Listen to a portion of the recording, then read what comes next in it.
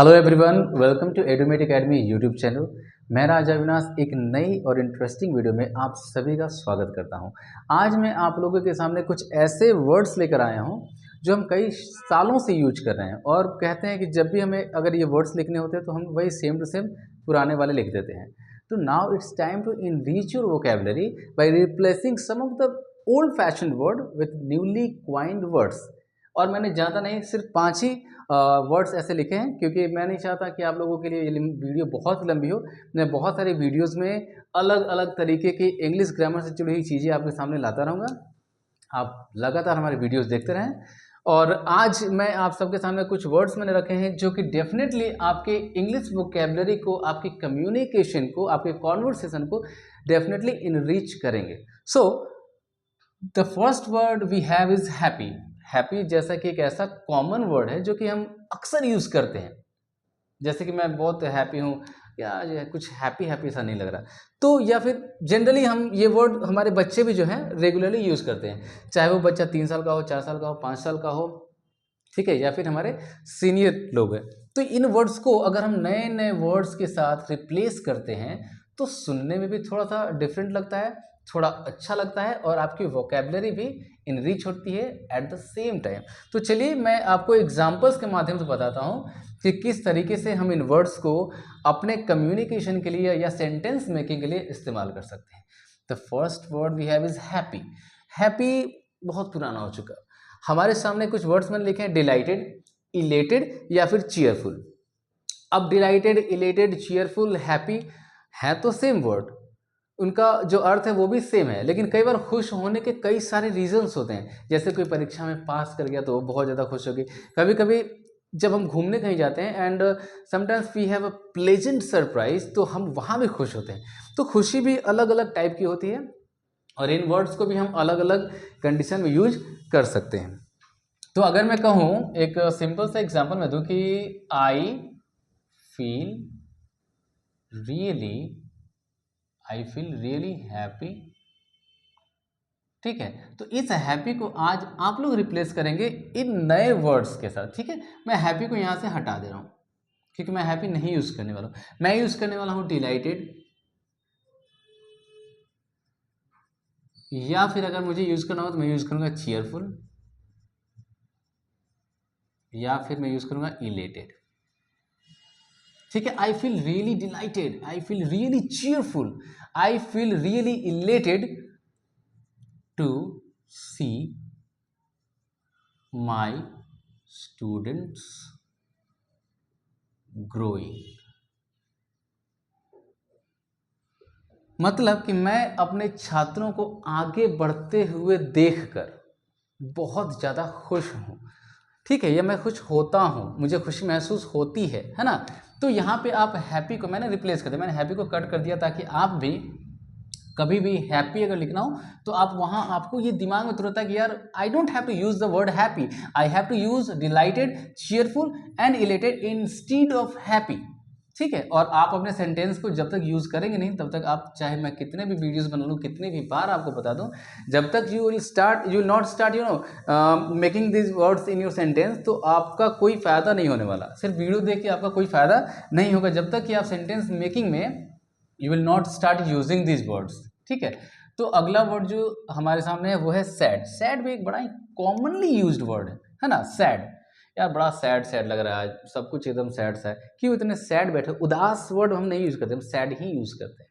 तो सैड के लिए रेच्ड और हार्ट ब्रोकन, इन दोनों का अर्थ भी आप कहीं ना कहीं उदास, निराश, हताश समझ सकते हैं, लेकिन मैं थोड़ा सा अंतर बताना चाहूंगा।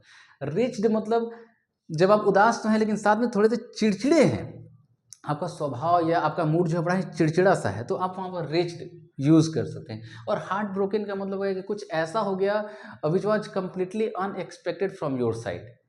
कुछ ऐसा हो गया जो आपने कभी सोचा भी नहीं था और आपको बहुत चोट, बहुत धक्का लगा है वो बात सुनकर, तो you feel at that time heart broken. जैसे अगर मैं कहूँ कभी कभी कि my friend, my friend felt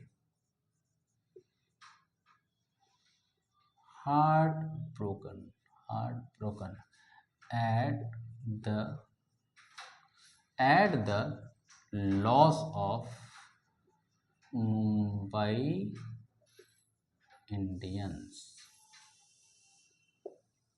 अब यहाँ पर आप कह सकते हैं कि मेरे दोस्त को ना बड़ा दुख पहुँचा, या उससे बड़ी हताशा हुई, बड़ी निराशा हुई मुंबई इंडियंस की हार पर, है ना। तो आप सैड को रिप्लेस करेंगे हार्ट ब्रोकन से या रिच्ड से, according to the condition.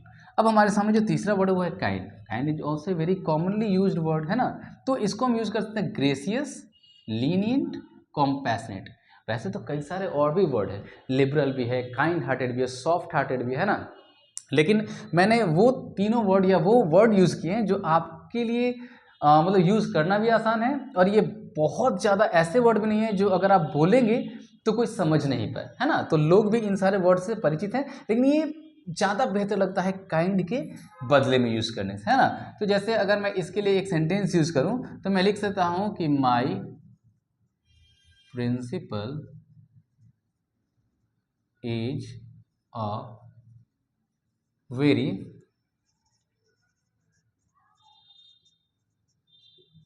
compassionate person. मेरी जो प्रधानाध्यापक है वह बड़े ही उदार हृदय के, है ना, या फिर दयालु प्रवृत्ति के इंसान है। और भी एक सेंटेंस में यूज़ कर दे रहा हूँ आप लोगों के लिए और बेहतर हो जाएगा। जैसे मैं यूज़ करूँ, we must be lenient to the, मतलब कि हमें गरीबों के लिए या गरीबों के प्रति अपने मन में उदारता का भाव रखना चाहिए, या हमें गरीबों के प्रति उदार होना चाहिए, है ना। हमें विशाल हृदय वाला बनना चाहिए, ठीक है। तो यहाँ पर लीनियंट वर्ड जो मैंने यूज़ किया है, आप यहाँ पर काइंड हार्टेड, अफेक्शनेट भी यूज़ कर सकते हैं, है ना। We must be lenient to the poor. और आप याद रखिएगा, द पुअर का मतलब गरीब लोग होते हैं, है ना। यहाँ पर द पुअर पीपल लिखने की ज़रूरत नहीं है, द पुअर का मतलब ये हो गया गरीब लोग। चलिए अगला वर्ड हमारे सामने है इम्पॉर्टेंट। इम्पॉर्टेंट वर्ड कहते हैं ना, कुछ वर्ड्स को बोलने का तरीका, जैसे अगर मैं सैड वर्ड यूज़ करता हूँ तो मैं सैड वर्ड जब यूज़ करता हूँ, या मैं हार्ट ब्रोकन वर्ड यूज़ करता हूँ, मैं डिप्रेस्ड वर्ड यूज़ करता हूँ, है ना, तो मैं इन वर्ड्स को जब बोलता हूँ तो आई स्लाइटली फील, मैं उस सेंस को फील करता हूँ। वैसे ही जब आप हैप्पी बोलते हैं, आप डिलाइटेड बोलते हैं, आप चीयरफुली यूज़ करते हैं, आप इलेटेड यूज़ करते हैं, तो आपके चेहरे पर एक खुशी का भाव होता है। यानी कि वर्ड्स को बोलते समय भी हमारा जो सिलेबल है, हमारा जो एक्सेंट है, हमारी जो टोन है, वो बहुत ज़्यादा ऑटोमेटिकली जो है वो अटैच कर जाती है या फिर एसोसिएट कर जाती है हमारी फीलिंग्स के साथ। तो वैसे ही एक वर्ड है इम्पॉर्टेंट। इम्पॉर्टेंट अपने आप में एक बड़ा इंपॉर्टेंट वर्ड है। आप जब भी कहते हैं यार this question is really important, तो आप इंपॉर्टेंट को ही बहुत ज़्यादा इंपॉर्टेंस देते हैं। तो वैसे ही इस वर्ड के लिए अगर मैं यूज़ करता हूँ क्रूशियल, वर्ड है क्रूशियल या फिर सिग्निफिकेंट। इसको पढ़ेंगे सिग्निफिकेंट, सिग्निफिकेंट नहीं सिग्निफिकेंट, सिग्निफिकेंट। तो यहां से आपको सिग्निफिकेंट पढ़ना है। तो मैं कहूं, जैसे एक बहुत ही आसान सा मैं एग्जांपल आप लोगों को देना चाहता हूं कि learning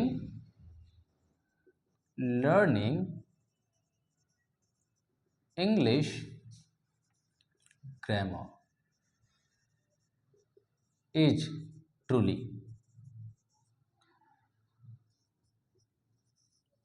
significant to improve yourself।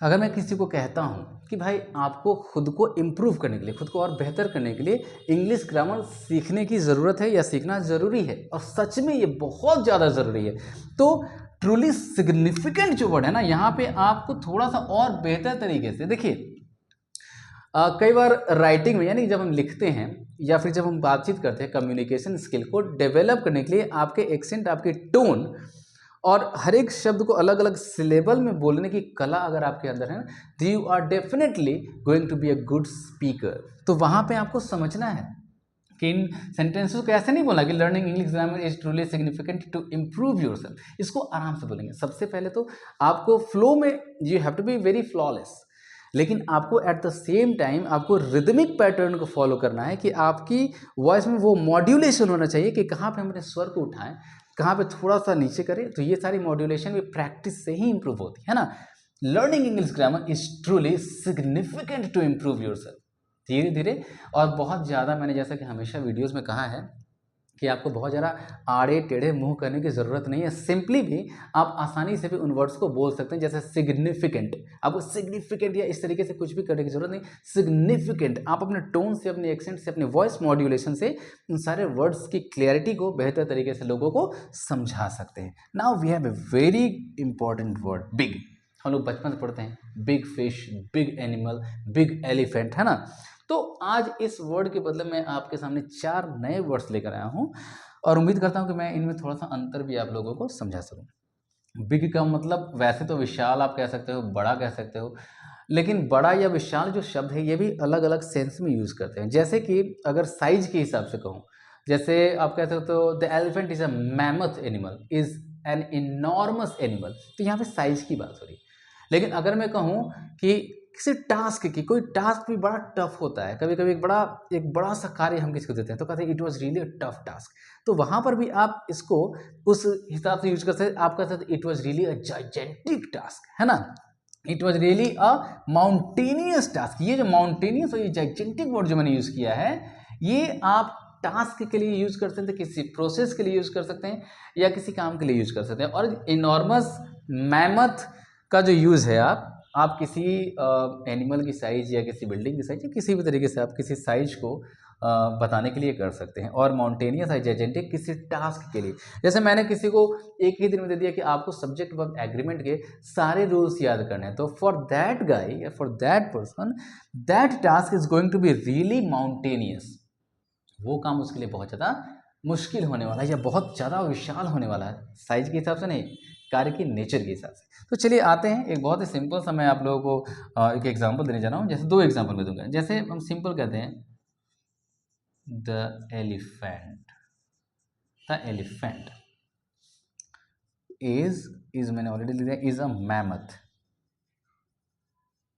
Is a mammoth animal. आप मैमथ के यहाँ पर इनॉर्मस का भी यूज़ कर सकते हैं, है ना। और अगर मैं दूसरा एग्जांपल दूँ जहाँ पे माउंटेनियस एजेंटिक का मैं यूज़ करता हूँ, मैं लिखूंगा द टास्क, द टास्क, या मैं बहुत सिंपल मैं होमवर्क लिख देता हूँ, आप लोग एसोसिएट कर पाएंगे। The task given by Raja sir was really, अब मैं बात करता हूँ माउंटेनियस। अब अगर मैं बात करूँ कि ये वर्ड जो है माउंटेनियस की बात करूँ, तो मैं यहाँ पे लिख सकता हूँ द टास्क, मैंने कहा द टास्क या होमवर्क, द टास्क या the homework given by Raja sir was really mountainous. तो ये वर्ड जो मैंने यहाँ पर लिखा है, आप ध्यान से देखेंगे कि इस वर्ड का मतलब और जाइजेंटिक वर्ड का मतलब मैंने साइज के हिसाब से नहीं कहा, मैं नेचर ऑफ वर्क के हिसाब से कहा। और अगर मैं पहले सेंटेंस की बात करूँ, the elephant is a mammoth animal, यहाँ पर मैंने साइज की बात की है। तो एक बार अगर आप सभी चाहें तो यहाँ पर व्हाइट बोर्ड का आप स्क्रीनशॉट ले सकते हैं। और एक बार मैं ज़रूर कहूँगा कि मैंने तो अपने हिसाब से कुछ सेंटेंसेस यहाँ पर लिख दिए हैं, लेकिन अगर आप चाहो तो आप भी इन सेंटेंस का यूज़ कर सकते हो अपनी कम्युनिकेशन स्किल के लिए या अपने सेंटेंस मेकिंग के लिए। तो आप सबसे एक रिक्वेस्ट है कि अगर आप लोग मेरी वीडियो देख रहे हैं और आप सच में इंग्लिश ग्रामर की बारीकियों को सीखना चाहते हैं, तो आप मेरे साथ जुड़े रहें और इन वर्ड्स को आप कमेंट्स में अपने अपने हिसाब से यूज़ करके ज़रूर लिखें। That is really going to be very helpful for all of us. Thank you so much for watching this video. मिलते हैं आपसे अगली